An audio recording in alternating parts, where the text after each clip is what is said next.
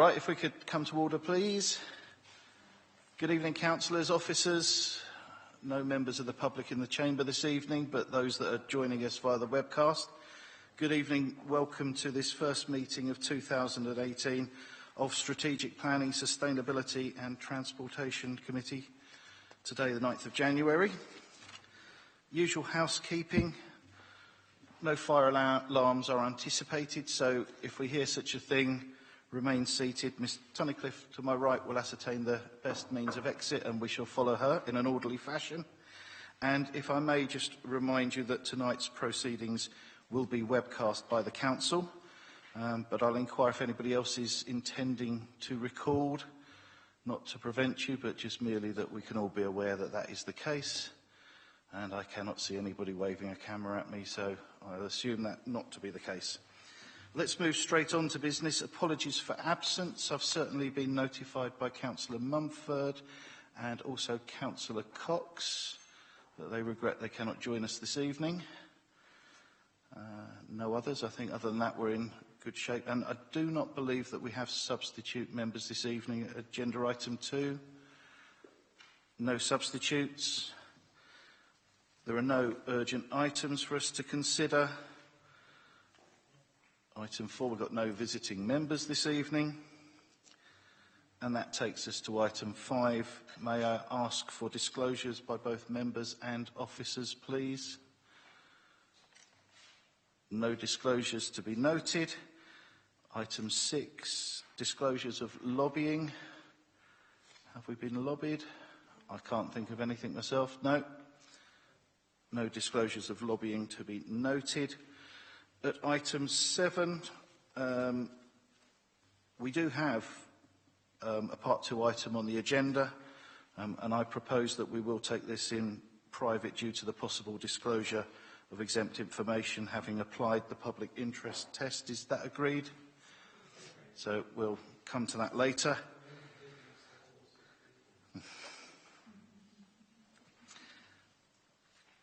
The minutes of the last meeting held on the 5th of December, you will find those pages 1 through 8.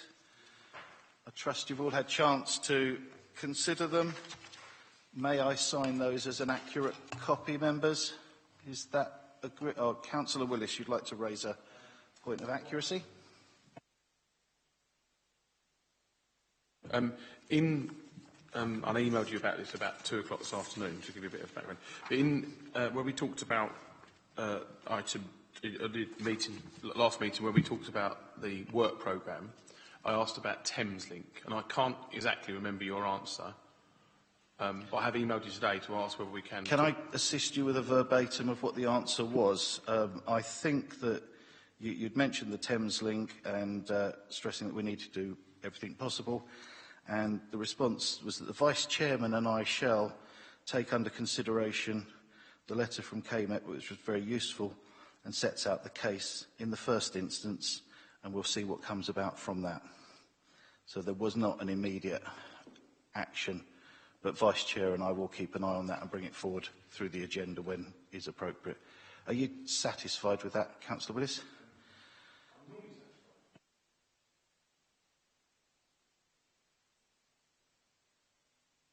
Well, we'll come to that when we come to that agenda item, shall we? Yeah? Councillor English. I'd like to query the minute on the vote on page 5 in terms of the resolution on the low emissions strategy, where it says that therefore Councillor English did not vote on this item. We've had this discussion before.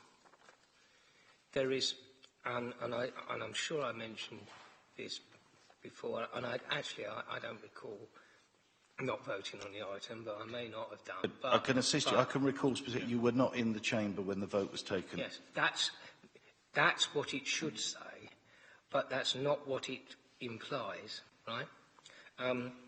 What you could read that as, and that's why I want you to clarify that I wasn't actually physically present, is it reads as if we're following the rules of planning and licensing that I couldn't vote because I wasn't there for all of the discussion, and we've had this point raised before, that when certain officers have tried, and certain chairmen, not you, Councillor Byrne, have at various committees tried to prevent members voting when they'd left the chamber briefly during discussions, and it happened at communities recently where Councillor Webb was prevented from voting on an item because he very briefly left the chamber.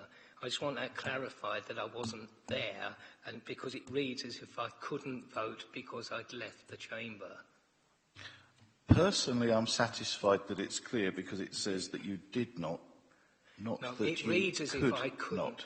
No, it reads, therefore Councillor English did not vote on this item. That reads as if, because I'd left the chamber briefly, I couldn't vote.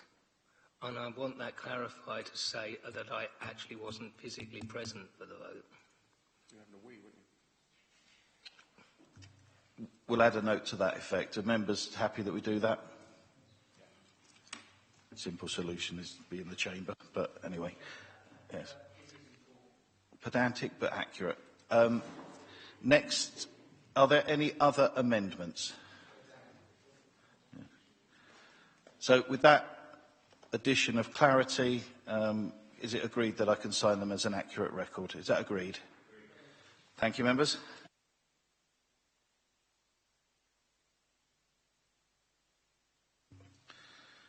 Agenda item 9, there are no petitions to be presented this evening. Agenda item 10, there are no questions from members of the public. We could move at agenda item 11 to the committee work programme, to be found on page 9.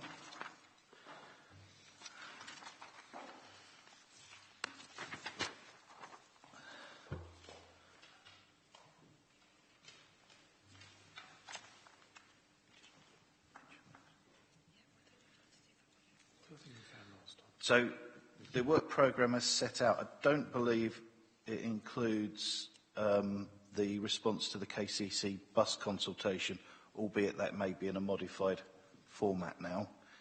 And we also did mention that we would include a note relating to Thameslink in the future work programme. So the Vice Chair and I will keep those noted on the bottom end. Is there anything else that members wish to raise? Councillor Mrs Springett, I think you've indicated. Thank you. It was just a question, really, looking at the dates that things are allocated to, and there's quite a few items in the to be confirmed, which are obviously going into the next year. In the April meeting, we've got 20-mile-an-hour speed limits and zones, and I'm just wondering whether some of the items in the TBC are slightly perhaps more important, as in enforcement protocol, which we have sort of harped on about for quite a while, and I'd quite like to see that perhaps brought forward, if that's possible, or even perhaps the gypsy and traveller need and supply, because although 20-mile-an-hour limits, you know, I do generally support them in certain areas, they're not enforceable.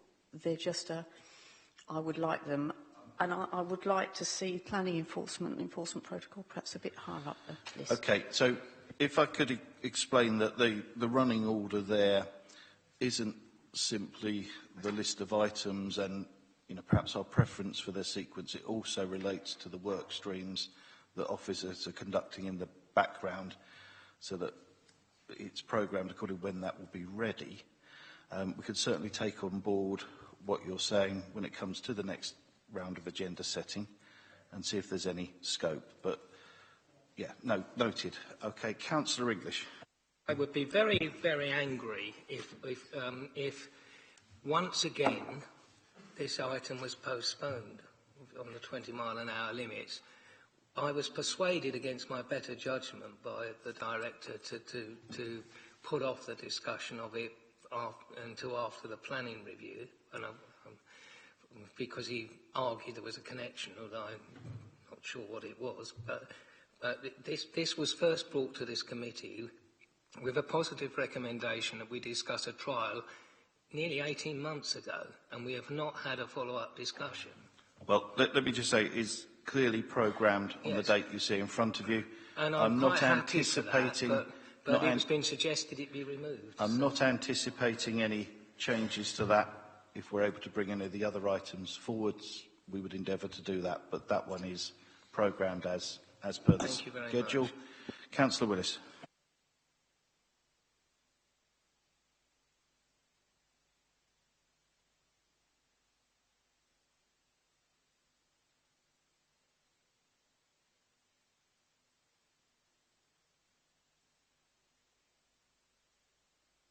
Microphone, if you would. There's about 3 or 4 things. I would be personally be prepared to come to an extra meeting if officers and chairs decided you wanted to do that, because there are things that we're obviously not going to get to in the normal meetings. But if we've got officer time to do the reports for them, I think there's things down there that we would like to try and get done before May. I think, again, with your chairmanship, of course. It depends when the work is in place that we can bring.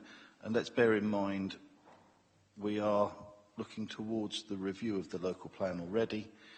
That's a work stream that will last a number of years in collecting all the evidence and going through all the pieces. So much will be added, and this will cover a long period. But needless to say, we will bring everything at the earliest opportunity, and we will not hesitate to call a second meeting when that is necessary. Sorry, on that specific point that Councillor Springett raised, when we had the discussion, when Planning Committee spokespersons had the discussion on the constitutional debate, the revision of the enforcement matrix was actually the outcome of that discussion, and the work. And James Bailey was actually going to go away and start work on that. So the work stream should have started on that, just for information. I'm sure it has, but all I can say is the officers are a finite resource. The meetings are fully loaded whenever possible. We'll have addition as early as the work comes. We will bring it forwards. Councillor Willis, final word on this item. Just, you mentioned the KCC bus budget questions. You mentioned that. It's not on here, I think I'm right in saying. No, but that's what I was saying. There's two items to add. The bus consultation and the Thameslink matter. Could we say Thameslink Stoke South East franchise? Because we're having meetings with South East about we can franchises. add that notation to the descriptive. Cool. And I do understand how busy officer time is, so whatever you can do, thank you. Right, that's just for noting. So I think we've examined that and noted sufficiently and can move on to the next item. The outside body, agenda item 12. Are there any updates from members in relation to outside bodies? Councillor English. Well, only relevant thing to mention is that the subject of whether we actually have representation on some of these outside bodies is being discussed in this chamber tomorrow, and I will be going along to represent the case in favour of maintaining our representation. You're indeed correct, and if I could just update you, it was also a discussion point when chairs and vice chairs met in relation to the overall work programme, and subject to the outcomes of the deliberations of democracy and others, we would probably seek to formalise this agenda item a little bit more, so it's quite precise about which members are representing this committee, and that they would be invited to provide an update in a more formal manner rather than just off the top of the head on the night. So that is something that will tie in with what you've just mentioned. Can we move on then to agenda item? Councillor Willis? Microphone then, Councillor Willis. As one of the representatives in the South East Stakeholders Forum, I would like to just bring up the subject of that's come up not through a stakeholders forum meeting, but ongoing, and it'll be a meeting I'll be going to in 2 weeks. I wanted to see if we get some feedback as well. That isn't connected as an authorisation of this committee, though, is it? It's one of the ones we have a member on, or 2 members on.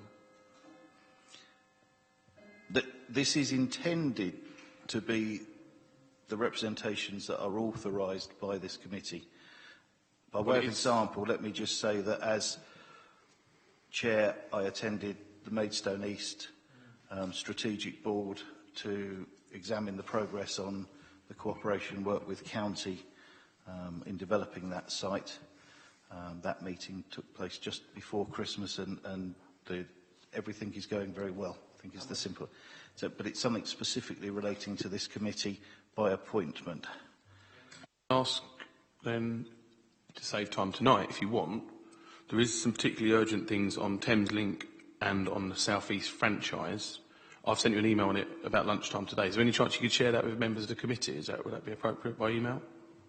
Why don't you just send it to the members of the committee? Okay, yeah, it's a good idea. All right, cool. Okay, I will do. There's some serious things about losing high-speed services. That would be very good. Thank you, Councillor. Right, we will move on. We're at agenda item 13. This is a reference to us from Policy and Resources. You will recall that we had a brief discussion last time, knowing that the strategic plan refresh was imminent in the work programme, and we'd actually agreed that we didn't feel we needed to give that any attention on this cycle. However, Policy and Resources have submitted a referral to us asking us to look at a particular part of the wording on one of the items. So, for agenda item 13, can I say that we just accept that reference and that we will discuss it under agenda item 14, which is now the added item of that strategic plan? Members content with that? Thank you. So that can get us to item 14, the strategic plan refresh. And Mrs. Woodhouse, are you going to help us with this? Thank you, Chairman.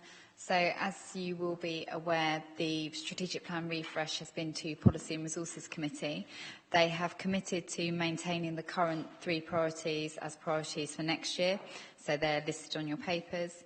You're asked to consider the strategic plan in relation to your terms of reference specifically. So the 3 priority areas that relate to you are respecting the character and heritage of our borough, securing improvements to the transport infrastructure for our borough, and a home for everyone. They're the 3 areas that directly relate to you. The changes have been made as track changes on the document, so you can see quite clearly what we've done. The changes are mainly to update that we will commit to where items have moved on, for example, from adopting to delivery, and we've updated some of the statistics where they're now out of date. And really it's for you to consider the document and make any amendments as you see fit to go to Policy and Resources for approval prior to Council. Thank you. Thank you. So if I can perhaps start us off by saying I'm sure we're quite happy to accept the bits in red where it's clearly just updating and moving on and putting the correct year reference in there. The referral that we were asked to consider relates to securing improvements for the transport of our borough, which is on page 22. So if I just read what was being suggested, the committee highlighted that it was difficult to get around the borough. This is P&R committee, by any mode of transport in peak hours, not just by car. But you'll see in the strategic plan that it does specifically mention in that first paragraph travelling in and around the borough by car. So I think what they were inviting us to do is to consider whether we should enlarge that. My personal view is that if you read the whole of that box, there is sufficient reference to other means of transport in our commitment to deliver the ITS, which has got all facets involved. In particular, there's a reference to walking and cycling strategy. There's recognition of the bus transport network that we have and actually how it compares relatively favourable. So I don't think it's a completely car-centric statement as it stands. So personally, I'm not seeing the need to amend it, but Over to you, members. Councillor English. I would observe that there are a number of places in the borough where travel for pedestrians is quite difficult. And if you tried recently to cross a number of the roads in the town centre, you'll find it quite difficult. It's quite clear that other transport modes, whether we're talking about buses or taxis, can occasionally find it difficult. So it is a simple factual statement that it is difficult for other forms of transport other than cars. So I don't have any great problem with changing it because it is factually correct. Other comments, members? One of the dangers, I think, with the strategic plan is that you can highlight the key areas that we want to focus on, and then within them refer to every policy, sub-policy, work in progress and detail, whereas that detail should be left in those supplementary policies. So, but personally, I'm content that that conveys, more than the gist of the objective. It's quite clear. It talks about the ITS, the details in the ITS. It even mentions walking and cycling strategy specifically. So, again, Councillor Wilby, do you want to? No, I'm just going to agree with you, Chairman, and propose that we actually vote on it. And there doesn't seem to be a huge debate about it. Okay, right. So we're content that as it is sufficient. Whilst we're on the item, are there any other improvements, amendments members do want to suggest? In relation to our piece of it, but I'm sure if there are any relevant. Mr. Jarman would like to contribute. Yeah, to me it's implicit. But obviously, in terms of transport, be it bus transport, car transport, walking and cycling, but particularly bus and car transport, yes, of course, in this chamber, we secure monies, significant amounts of monies, for much, in my opinion, much needed improvements to congested junctions around the borough. We come up with policies which an independent examiner has agreed with. We've even done modelling, but ultimately we're not Highways England and we're not KCC Highways. So ultimately we can't deliver. We can guide and we can provide finance as well. Perhaps not all of it, but ultimately we do not deliver because we're a local planning authority. Fair comment, but we would still have these aspirations as written, I think. Yes? Yeah. Councillor Willis. Can I ask, we've got three of our lovely planning policy officers here today. Can we ask them, does this change, taking this word "and car", make any difference in getting funding for, simple question, does it make a difference to getting funding for things? Chairman, if I may, I think it's important to note that the paragraph read in the round, this text box read in the round, refers to all forms of transport. The thing that catches my eye most of all are the bottom two bullet points. They are the hooks for funding opportunities. They are stated, so I'm content. Thank you. So from the Chair then, if I could move that we support the amendments as indicated in red in the draft document, and do not advise any other recommendations to change at this time.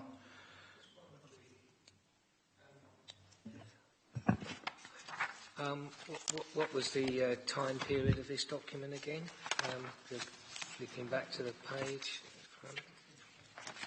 Yeah. This will be 1819, won't it? Right, so, yeah. It's just your point earlier about being overly specific. I understand why we say delivering phrase free of the public realm project in there, but, we're not going to stop there, are we? No, which I think is the danger, because being specific, you imply that if it's not there, it's less important, where it's equally important. I'm just taking that as an example in this document. And I just think you're absolutely right. I mean, that's sort of just saying, oh, we're going to stop at that. And by the way, we don't make any mention to the public arts policy, and all the other, and various other policies.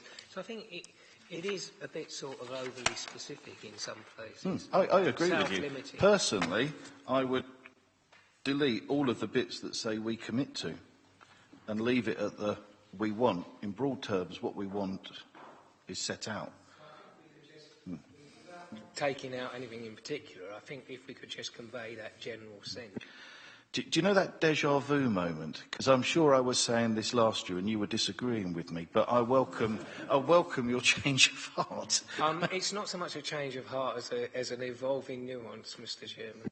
Your nuance is well received. Do we want to actually bother to put that back to P&R then? That we recommend some of the policy detail be removed? And I think the way it's worded, it's actually limiting rather than adding. Okay, so, I mean, I would support what you're saying. So if I add a half sentence to what I've already said that just captures that, and then we'll see whether the committee agree in total. So, looking over the shoulder. So I think we were saying that the committee support the changes identified in red. That the committee does not recommend any other further changes. And now we're adding, but the committee would suggest that consideration is given to the need for the detailed cross-referencing to relevant policies, since this is implicit in the delivery of the strategic plan itself. Yes? Would you second that, Councillor English? Those in favour? Unanimous and dealt with. Thank you very much.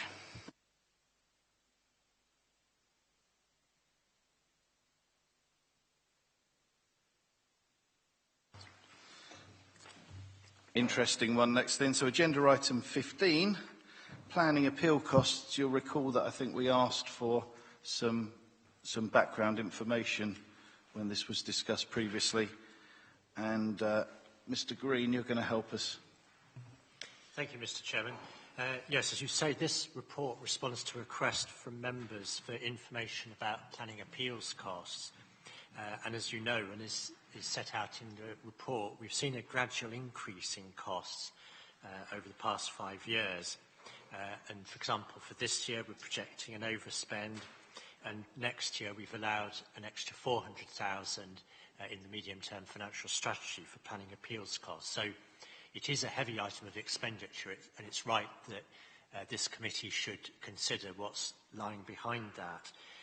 And the core of the report is the table at paragraph 1.9, which shows the major elements in the planning appeals cost spend over the past 5 years, a number of different cases, and I think there's enough narrative in there to give you a flavour of the issues that we face with these appeals. None of them are straightforward. There's quite complex reasons why costs may have been incurred. In one of these cases, the background was refusal by planning committee of an application contrary to officer advice, but there's a range of different reasons why we've ended up having to fund appeal costs. So rather than go into the individual cases in detail now, if there are any questions, I'm happy to try and answer them. Mr. Jarman also is more familiar than I am with the cases, so hopefully we'll be able to respond. Thank you, Mr. Chairman. Councillor Willis, is that an early indication from you? Okay, if you wouldn't mind just popping your name plate down. Councillor Wilby. I know you said you're not going to discuss ongoing cases, but I do believe when we asked about this report that we did actually want some figures of ongoing cases specific, obviously the larger ones as such. Mr. Green. We've not included details of ongoing cases, because obviously those are subject to legal action at the moment, and it's not material that it'd be appropriate to put in a public report like this. So that's the reason we haven't talked about current cases. But I do believe that there's enough information here to give you a flavour of the issues that we have with planning appeal costs. So that's the reason it's presented as it is. Councillor Wigginen. Thank you very much, Mr. Chairman. I mean, I'd like to start with one of the points. The way it was brought to us before was that we should look at this because the disparity between the budget and the actual spend. One of the first things that this shows up is that for 2 of these years, the budget was less than 20,000 quid, when the spend was on average probably over £200,000. And the graph, 2 pages on 56, shows the total expenditure rising exponentially. So one of the first things that I say is that the question we originally had was, why is this so much more than our budget? Answer 1 certainly is poor budgeting. Certainly. The second point is, do we actually have any realistic opportunities, any realistic hopes that these appeals are going to reduce significantly? Now, you might say that, however, we're going to have a refresh of our local plan.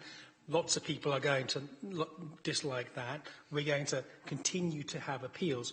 And when you actually look at the costs of these, 200 hours at the 200, I mean, for this one on the top of page 55, an estimated planning officer time 200 hours times the £200 that you're suggesting it actually costs. What's that, 40 grand already? That's simply one item. So my point is, are we being asked the right question? Why is this so much more than our budget? And actually, what is a realistic budget going forward? And it looks like, I mean, this is going up and up and up. Do we really actually have hopes that that's going to go down significantly? Mr. Jarman. Yeah. In straightforward terms, there'll always be a certain amount of appeals because, to put it bluntly, there's money to be made in development. So people are always going to push it.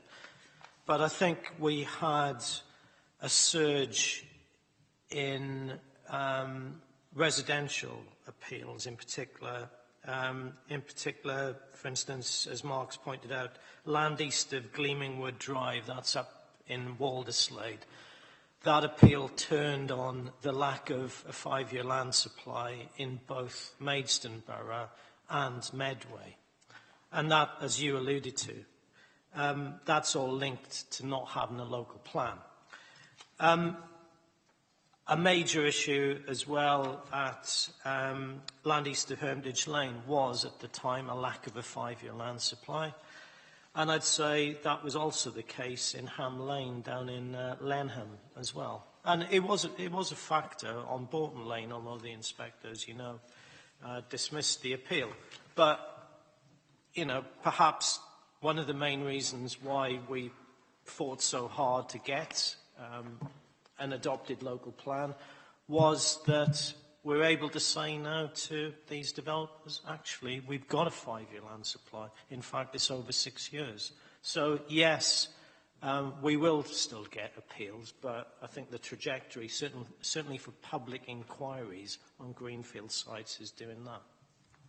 And I think the problem is with public inquiries, usually they take about 12 months to get a date. So there's always a lag time as well. But I think being working closely with Ellie Donnett and the chairman's got involved as well. I think our forecasting of appeals is getting better, and I'd say we're getting a lot better in terms of total costs.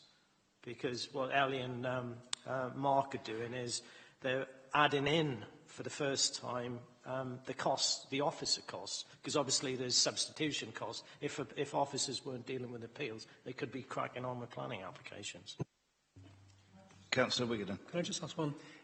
So let us say, for instance,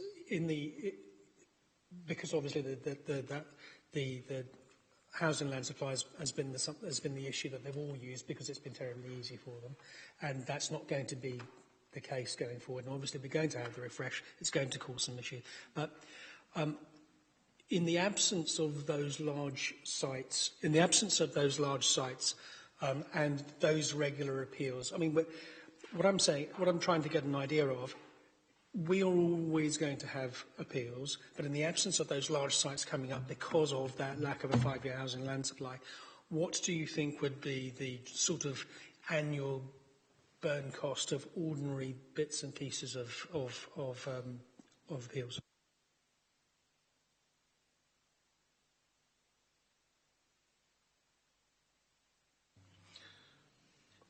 Do you want a moment to think, or Mr. Fitzpatrick?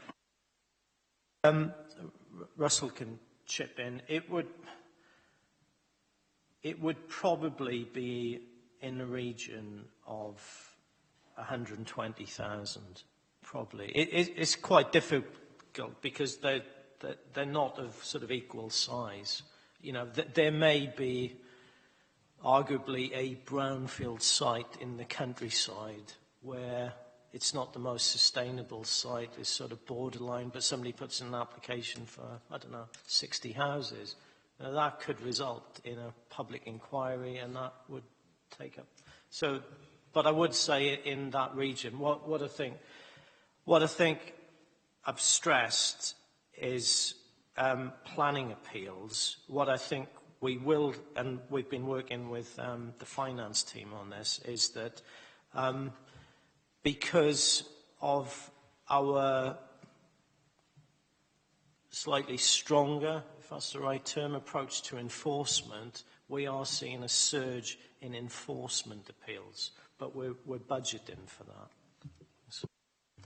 Okay, I'm going to come to you in a moment, Councillor English, but I just wanted to add that I think this item came to us originally under the guise of consideration of reckless decisions that might be taken by planning committee and the cost implication. What I find quite interesting is when you look at this list, I'm certainly finding it quite difficult to say that some of these matters were reckless. They're actually bread and butter decisions of this council for reasons of merit and democracy that have needed to be defended. So, and it does identify there is definitely that baseline of cost that we do need to budget for. I wonder if there's a lot more in that current live cases, 420,000, that this is not revealing that perhaps would inform that line of thinking. But as Mr. Jarman has said, look, we've got clear policy in front of us now. We're in a much stronger position than we've ever been. This should get a lot tidier and a lot less expensive. Over to you, Councillor English. Yes, there is a time lag element. If you look at this list, there is only one decision here that could be described as reckless, and that was the one where unreasonable behaviour is referred to. The Baltic Wharf decision which is more generally known as the Power Hub, was a surprise to a lot of people in the planning field, not just in Maidstone Borough Council. I don't think that could have been anticipated, and it turned very much on perhaps an eccentric interpretation by the inspector of how to save a listed building, and his solution has not happened. It will not work. Everyone told him it wouldn't work, and it hasn't come forward. So I don't think any member of the council or officer should reproach themselves for that decision. There are a couple of notable successes here as well. They're not all bad news. A couple of notable successes. But I would say that the one which I think, rightly or wrongly, was exercised in the mind of another committee is still in the pipeline. Having said that, I don't think you can aim to budget for failure. There is a sort of tendency, and I don't mean amongst borough councillors, but certain organisations in this borough to say, use the new homes bonus, be reckless, turn down lots of appeals because we'll have that money, and you know, that is a recipe for disaster. But What we have to do as a council, is make decisions on rational grounds. And if we make decisions on rational grounds and we can evidence the reasons, we might lose appeals, but hopefully the costs will at least be lower than we have had a couple of small but reckless decisions which have shown up. They haven't been massively expensive, but they have been quite reckless, but which aren't in this list because they're quite small. So we need to avoid that and make decisions on sensible grounds rather than aiming to fail. Final point I would say is that it is important to note that a lot of the work that's been discussed here recently is about avoiding appeal costs. Some of the work on planning performance agreements and other work that is in progress is about not getting to a situation where you get appeals for non-determination and actually avoiding this situation. And there is a lot being done by members and officers to actually try and reduce the base cost. Thank you. Councillor Willis. Try me quick, if I can. I've got a couple of questions, if possible. I may be silly for not understanding this, but the forecasted amount to be spent this year on appeals or potential appeals, without talking about specific cases, will we... I only focus on planning when it's in my ward, generally, unless it's strategic or something to do with transport. But will we get, or can we have a list of the forthcoming appeals as well as part of this? And the second question for you, Mr. Jarman, is can this be a regular report, perhaps a biannual or whatever is appropriate to this committee? Because I think it's really useful for us to understand this. It's a concerning amount of money, isn't it, that's going to be spent, has been and going to be spent fighting appeals. So that's my first question to Mr. Jarman, if that's right, Chair. Mr. Jarman, do you want to come back on that? We can provide a list of current appeals. That's not a problem at all. However, as Mark said earlier, we can't give you final costs on outstanding appeals. Dare I say it, obviously a big appeal is Woodcut Farm, but there's so many imponderables which have a massive impact on cost. I don't think you'd get a lot out of it. I refer to just knowing what they are, and some of them are obvious, I suppose, but I focus on what I do, and I think it's useful for this committee to know what we're spending our money on when it comes to planning. So that's what we're here to do. So I didn't mean the money, I meant actually the names of the appeals. I think the point is we don't know because we haven't spent our money yet, but we know that in particular that one that Mr. Jarman mentioned is a substantial contributor, and the rest is perhaps more detailed. Let's wrap this up because this was just for. Go on. Take out the good news one. I'll just mention it at the end, if that's all right. Really quick question. I don't know who to ask out of the three of you, really, but excellent work. It's good to see this. It's not good, but it's good to understand it. I think it's important for taxpayers. The Bolton Lane appeal, and I think I've asked this question of you before, and I don't know which one of the three of you to ask, all three of you if you want. The Bolton Lane appeal, which the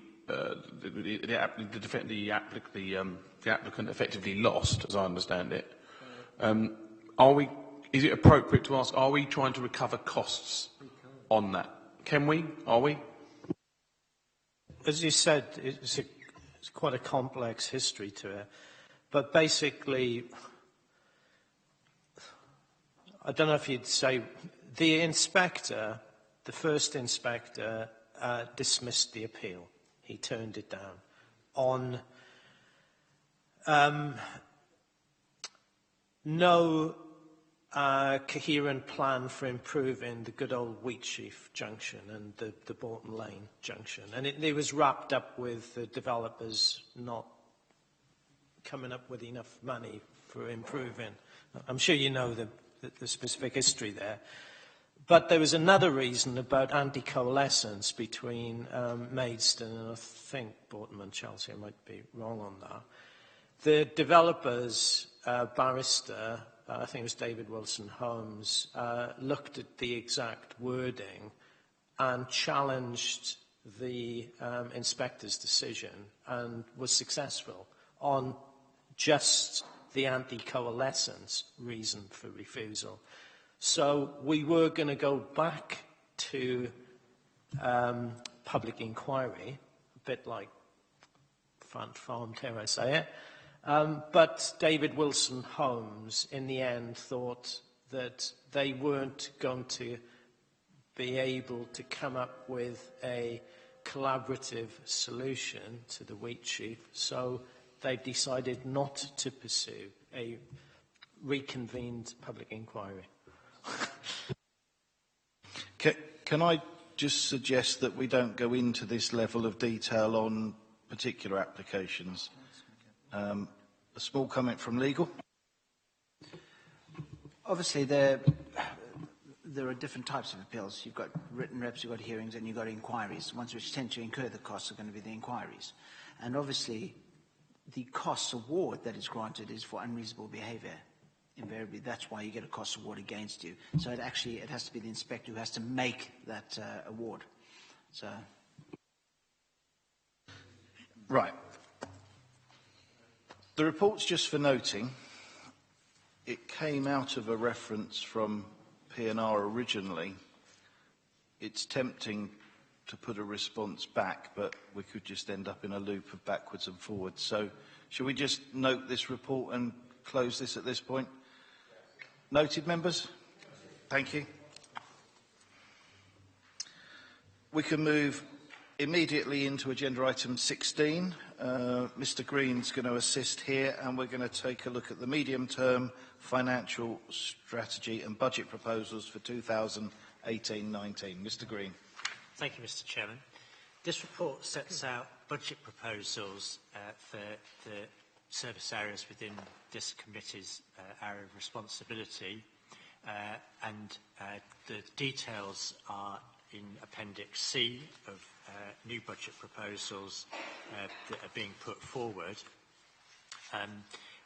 You'll see that the main item is an increase in pay and display income, and this recognises the reality that actually we're doing better already on pay and display income from parking than as budgeted.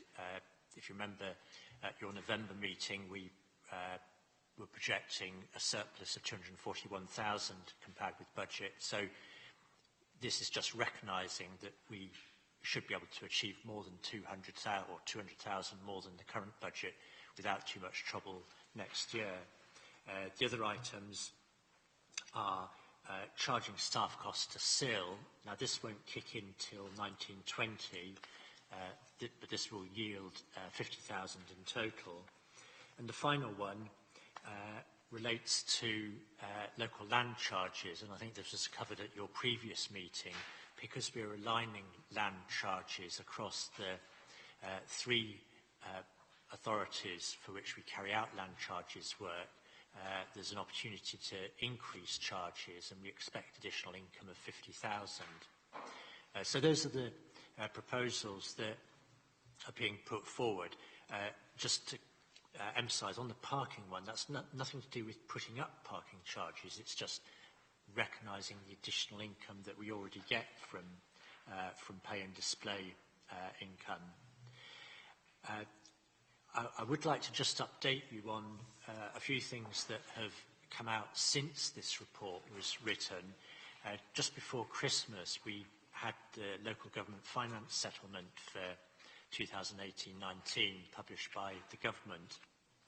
And first of all, this confirmed the third year of the four-year funding settlement from government. So that was helpful, and it just confirmed the context for these figures.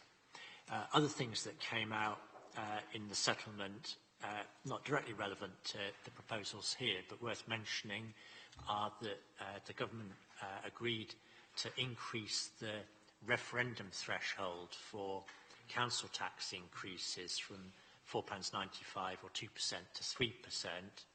So that's a decision that this council needs to make, and there'll be a recommendation about that going to Policy and Resources Committee next month. And a couple of other things, again, not directly relevant to this committee, but worth mentioning, that came out in the settlement were that Kent and Medway will be a business rates retention pilot for next year, which is good news for us because it means that we get 100% of all business rates growth in 18-19, and we estimate at this stage that could mean an extra 600,000 of income for the council, and Policy and Resources Committee will be considering at its next meeting on 24th of January what approach we take for spending that money. But that's one-off money, so it won't form part of the revenue budgets that we're talking about this evening. And the final thing, again a bit of good news, rather surprisingly, from the local government finance settlement, was that the government is going to look again at what's been called negative revenue support grant, which is where we don't get money from the government, we actually have to pay money back to the government, and we were due to pay 1.6 million back in 1920, so that's the year after next. And there's been a lot of lobbying against that, and fortunately the government has recognised that's unfair, and they will look again at that. So cautiously optimistic that we may not have to pay back as much as 1.66 million in 1920. So, just to sum up, you're asked to comment on the budget proposals, and those comments will be passed on to Policy and Resources Committee when it submits the final budget proposals for next year to Council. So you can either agree these proposals, or if you want to make any comments, amend them, you're welcome to do so. Thank you, Mr. Chairman. Thank you, Mr. Green. I'll start us off, if I may. And I think in amongst what you said, there are some potentially some little hooks of good news moving forwards in our funding from central government and the settlement. The bit that concerns me in this, some members will have attended the briefing last night in relation to decisions at our next meeting for Park and Ride, and then, you know, there's some further decisions in the future about car park charging and so on. Those decisions, in particular the decision perhaps at our next meeting on the 22nd, potentially dramatically alters some of the numbers here. So my suggestion is at this stage we would respond to P&R and draw their attention to that, and effectively be unable to comment on the bottom line numbers until we know where members are minded to go. So that's just my thinking. I think, Councillor English, you'd indicated next, and then we'll go around anti-clockwise. I mean, I just don't... These figures will have to be drastically revised on the basis of the discussion on the 22nd. So I don't know how long members anticipate this discussion will take, but I would have thought, frankly, I don't see why... I really would have thought that we should be discussing this as a second item on the 22nd, because, frankly, I don't see how we can agree any figures this evening at all. I'm with you there, and just for information, I certainly didn't know what was going to be suggested last night until last night. So we couldn't have altered the agenda. So that's one thing. The second thing is, can someone tell me what remove grants as part of voluntary sector grants reduction strategy is, please? I think I know, but I just want to have it spelt out. Mr. Green, can you be specific for us around that? Ask a follow-up question, depending on what's said. Yes, on your second point, Councillor, the remove grants as part of voluntary sector grants reduction strategy, this was something that was in the budget proposals last year and was agreed by Council. We provide a couple of subsidies for public transport for bus passengers. This is through KCC and Age Concern, I believe. and the proposal is that this is withdrawn over a period of 5 years. That's fine, and I understand that. All I would say is that although I suppose it wouldn't necessarily form part of the it would probably be a different line. Well, it would certainly be a different line item in the budget. Hypothetically, one of the things that could come out of the discussion on Park and Ride might be, I'm not saying, but it might include voluntary sector grants for various things. I'm not saying it could, but hypothetically it could. But I can see why. I understand that that's already a tapered. Could I finally make one final point? Whilst it's not an item in the budget per se, in terms of getting more money into the planning service, I do think it's worth thinking further about our pre-application cost structure in planning, in terms of whether we're charging enough for the service. It's not so long since we actually considered that under fees and charges, is it?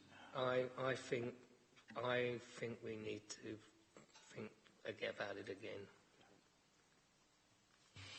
Mr. Chairman is nodding. If my recollection is correct, we looked at that 2 meetings ago and agreed it.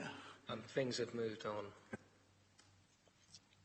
I'm looking around the tables to see whether there's support to bring that. Mr. Jarman, do you want to help us with Councillor English's thinking, or? This is different to planning performance agreement monies. Yes, we have had a look again at our charges compared to other Kent authorities, and we are slightly below average, so that there is a case for pushing them up. I would say that there is a certain amount of elasticity, because with our fees go right down to the lowest type of planning application. So I think we need to be a bit careful as well. But I do think it is worth looking at, because after all, we do need to, make the service as robust as. Okay, so my thinking on that is, if there is an opportunity to increase those fees without being unreasonable, then we should look at it. I'm not inclined to suggest a budget change at this point, because I do have certain reservations that we will see the volume of fees meet the target. So actually, by increasing the fees and having the lower volume that I'm guessing we might see, might bring us out about right. So if we say to officers, if they want to prepare a report that would suggest a reconsideration of those fees, we'd be happy to see that on the agenda. Okay, so that's good. Thank you for that. Councillor Wilby, do you want to have a go, and then we'll try and sum up if nobody else wants to? Yeah, just a quick one. Obviously, on that Appendix B, on the appeals following local plan adoption in that line, obviously for 2018 we've got it's blank, whereas we've just in the previous discussion just said that we're going to probably overspend next year. So surely there should be a figure in there.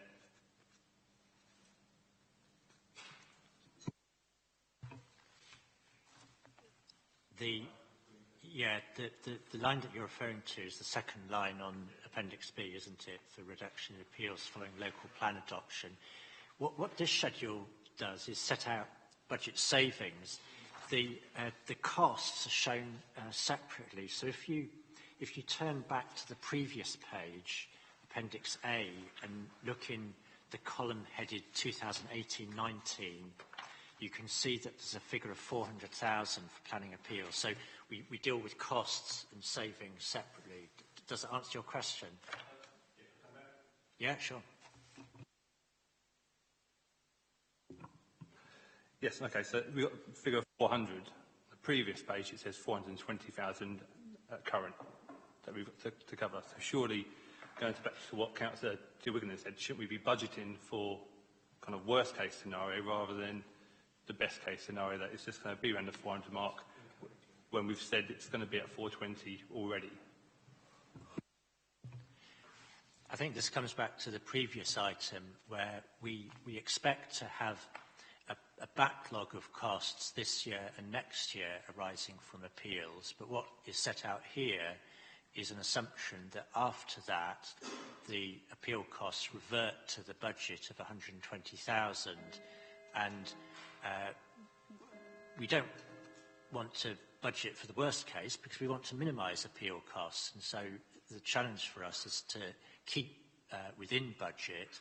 What we're doing here is we're allowing for costs that we know will arise this year and next year, but from 1920 onwards, for the reasons that Mr. Jarman has said, we would hope that appeal costs would fall away again because of greater certainty about the local plan. I completely understand that. My issue is we've got a figure of 400 for 2018 and 19. As you just said, there's going to be an overspend in 2018 and 19. Shouldn't we be trying to budget for that rather than just, again, get a nice surprise at the end of it when we've overspent like you've just pointed out? If it's 420 and we know it's going to be round over... If I'm understanding this correctly, that 400 is the provision for that nasty bit. Then the anticipation is we won't get that again, so you see it go down. But underneath it, there is a base of 120,000. Let's call it contingency, shall we? But it's in there in case. So I think we're all right. Yeah? Yeah. No, these are changes in the amount rather than the amount. Yeah, yeah. It's the most confusing way of doing this that I could dream. And we have got big applications that we have got to fight, and we don't know the cost. Probably it's just a way of, I always budget for the worst case, and then if there's any saving, you need to put the bank, rather than the opposite way around. But yeah. Okay. I think there's you've cleared up the question. There's a middle amount there. You know, when we have to defend, we've got some money to defend with. We just hope we'll have to do a little less. Yeah. Okay. Right. So my suggestion is that, as an immediate, we say to P&R, because of the uncertainty of our decision on the 22nd, we're not really able to provide any reliable comment on these figures as they stand. We could go a stage further and ask that on the 22nd, this agenda item comes back to us. So we could have that main decision, if you like, and the same night revisit this in the knowledge of what we've already decided. Perhaps we ought to refer to Mr. Green. When do P&R need something definitive? Have we got until our February meeting? Could we do that at our February meeting? Or would we have to do it on... P&R will be considering final budget proposals on 14th of February, so... Right, so we would just about... But then you need time to prepare the report. So you need something from us before then. Yeah, it really needs to be before the end of January. So reluctantly, we're going to have something else on the agenda of the 22nd. And I would suggest that perhaps officers could prepare that in scenarios. If the decision is made of this, the financial outcome is that. If it were the other extreme, it would be this. And if it's something in the middle, we'll have to work it out on the night. But, yeah. Does that give sufficient guidance? Okay. So, short-term reference back to P&R that we can't provide meaningful comment at the moment, and we will endeavour to do so upon the conclusion of our meeting on the 22nd. Is that agreed, members? Excellent. Thank you very much. This moves us into our last piece of business. This is agenda item 17, Maidstone Town Centre Regeneration Opportunity Areas. This is an exempt report, so I move that the public be excluded for the